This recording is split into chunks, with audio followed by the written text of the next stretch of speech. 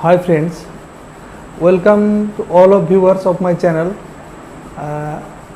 मैं आज एक साइकोलॉजिकल बीमारी के बारे में चर्चा करेंगे और इस तरह का जो साइकोलॉजिकल बीमारी है ये साइकियाट्रिस्ट इस तरह की डॉक्टर लोगों के पास आजकल ये कॉमन चीज़ें हम लोग देखते हैं। तो ये बीमारी कई सालों से होते हैं और आजकल ये बीमारी और भी ज़्यादा पाए जा रहे हैं। इसको हम लोग बोलते हैं OCD, एक ऑब्सेसिव कंपल्सिव डिसऑर्डर है ये। तो ऑब्सेसिव क्या है? ऑब्सेसिव है thinking too much about one particular thing, particular um, particular object. Whenever a patient of young generation or old generation, whenever they cannot control themselves to do the particular thing which is avoidable but unable to stop it, that is obsessive. और compulsive क्या है? compulsive behavior है that is very difficult to control. वो compulsion की दौर पर आ जाते हैं, जो उसको करना ही करना है। यही एक डिसऑर्डर है जो मान लीजिए एक स्टूडेंट है जो उनमें पढ़ाई की तो इच्छा होती है, तमन्ना होती है पढ़ाई करने की, लेकिन पढ़ाई करने की इच्छा होने के बावजूद भी वो पढ़ाई नहीं कर पाते हैं क्योंकि उसका बिहेवियर एक टेंडेंसी है जो दूसरे की तरफ खींच के ले जाता है। तो उससे पढ़ाई नहीं होती, लेकिन इच्छा तो है उसका पढ़ाई करने की। वैसे भी और सारी चीज़ है, जैसे मान लीजिए घर की कोई काम जो करना चाहते हैं लेकिन उसका माइंड दूसरी तरफ खींचता है, नहीं कर पाता है। यही ऑब्सेसिव कंपल्सिव डिसऑर्डर है जो मेल में भी पाए जाते हैं, फीमेल में भी पाए जाते हैं, जो एजुकेशन के साथ जुड़े हुए हैं जो बच्चों हैं उसमें भी पाए जाते हैं। तो इसकी कॉजेज़ क्या है, ये बीमारी की कॉजेज़ क्या है? ये triggered by the combination of genetics है। जेनेटिक डिसऑर्डर में भी आ सकते हैं, न्यूरोलॉजिकल डिसऑर्डर में आ सकते हैं।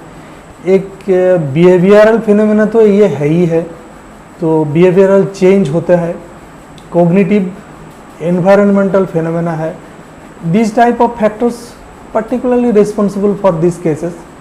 और इस OCD बीमारी को, ऑब्सेसिव कंपल्सिव डिसऑर्डर को, कभी कभी हम लोग एक फैमिलियल डिसऑर्डर और जेनेटिक डिसऑर्डर भी हम लोग कहते हैं। तो इसकी टाइप्स क्या होती है, कितनी तरह की हम लोग इसको OCD मेडिकल कॉन्सेप्ट में हम लोग कितने तरह की OCD हम लोग देखते हैं, ट्रीटमेंट करते हैं। मान लीजिए एक मरीज है, एक बीमार आदमी है, रात में सोने के बाद बार बार ये उठता है घर में, ताकि घर में ताला लगाएं या नहीं, या फिर घर को बंद किए हैं या नहीं किए हैं, या फिर हम लोग जा करके ऑफिस में जो फाइल रखी थी, जो बैंक की जो चेक वगैरह बुक्स वगैरह हम लाए थे उसको ठीक से रखे हैं या नहीं। ये मतलब उनको चेकिंग की टेंडेंसी है, जो चेक करते हैं। ये एक नंबर चीज़ है।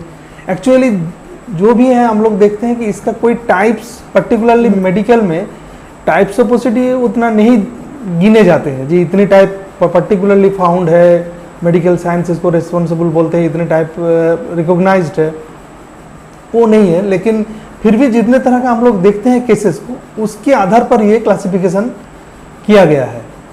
तो ये कंटामिनेशन की एक चीज़ है। जैसे मान लीजिए हाथ को बार बार साबुन से धोना, बार बार किसी चीज़ लगाने के बाद या नहीं लगाने के बाद भी हाथ को बार बार धोना है, पानी को ज़्यादातर से इस्तेमाल करना है, नहाने गया है लेकिन साफ नहीं हो रहा है, बाथरूम गया है साफ नहीं हो रहा है, ये जो साफ नहीं हो रहा है ये एक फीलिंग है, ये कंटामिनेशन की फीलिंग है। और मेंटल कंटामिनेशन भी है, मन से कोई चीज़ हट नहीं रहा है। तो कंटामिनेशन दो चीज़ की है, एक फिजिकल कंटामिनेशन है, एक मेंटल कंटामिनेशन है। मेंटल कंटामिनेशन ये है जो मानसिक रूप से उसकी किसी चीज़ से लगाव है, जो कि लग गया है, ये कर गए हैं, हम गलती कर गए हैं, उसको रिमूव नहीं कर पा रहे हैं, ये मेंटल कंटामिनेशन है। और एक जो है होर्डिंग है। होर्डिंग क्या चीज़ है? Act of collecting avoidable substances, जो हम कलेक्ट कर रहे हैं, जो मेरे पास ज़रूरी नहीं है। मैचिस की जो काठी है, मैचिस की जो स्टिक्स है, वो हम कलेक्ट कर रहे हैं, या फिर जो फेंक देने वाला सामान है उसको मैं घर में कलेक्ट करके रख रहे हैं। ये एक मिसयूज ऑफ रिसोर्सेस है जो कि नहीं करना चाहिए, लेकिन मैं कर रहा हूँ। ये होर्डिंग है। फिर रूमिनेशन है। रूमिनेशन क्या है? Thinking carefully of a particular thing for long period of time, ये रूमिनेशन है। तो रूमिनेशन ये कई साल, कई महीना, लेकिन धीरे धीरे धीरे धीरे मन में पैदा होते हुए फिर ये बढ़ता है। लाइफ लॉन्ग ये बीमारी चलता है। ये सोच किसी को समझने नहीं देता है कि ये बीमारी है। ये रूमिनेशन है। और इंट्रूसिव थॉट्स है। इंट्रूसिव थॉट्स क्या है? ये हम लोग हिंदी में इसको कह सकते हैं, ये एक दखल है। दखल मतलब क्या है? मान लीजिए मैंने किसी का घर गए हैं, किसी की रिश्तेदार पर निभाने के लिए गए हैं, या फिर मैंने कॉलेज पर गया हुआ है, किसी प्रोग्राम में गए हुए हैं।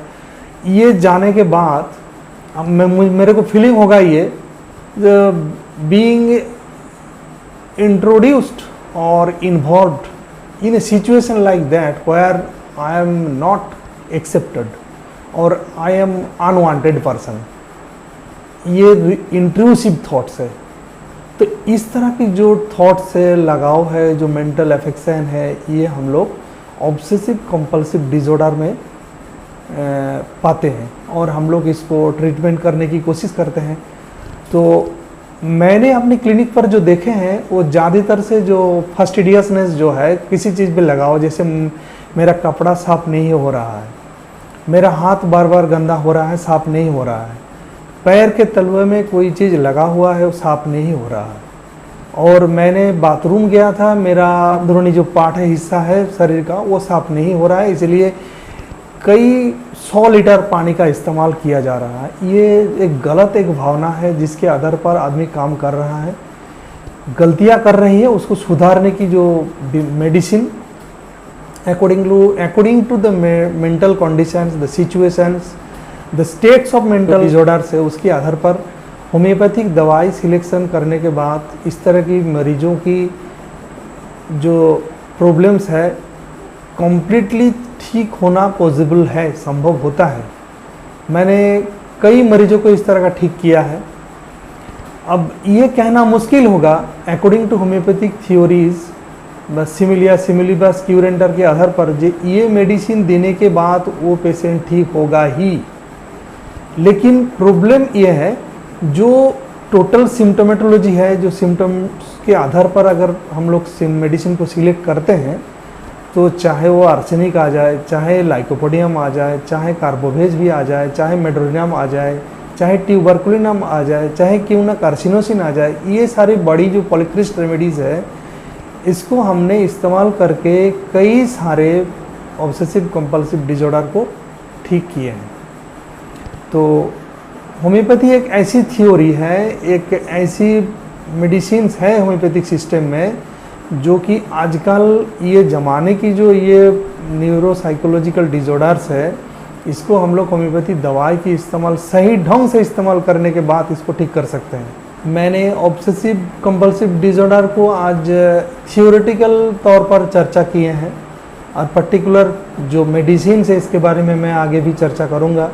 और ऑब्सेसिव कंपल्सिव डिसऑर्डर को मैंने कई ढंग की पेशेंट को मैंने ठीक किया हूँ, और इसका सारी रिकॉर्ड्स भी मेरे पास रखे हुए हैं।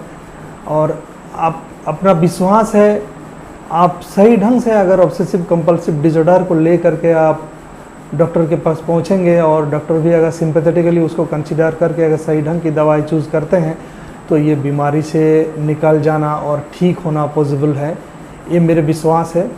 तो मेरे चैनल की व्यूअर्स है, आप लोग सपोर्ट कीजिए और मेरे चैनल को सब्सक्राइब कीजिए, और आगे भी मेरा एंथू बने कि आगे मैं वीडियो आगे बनाता रहूँगा और आपके पास आता रहूँगा। आपका सपोर्ट मेरे को मिलता रहेगा। Thank you.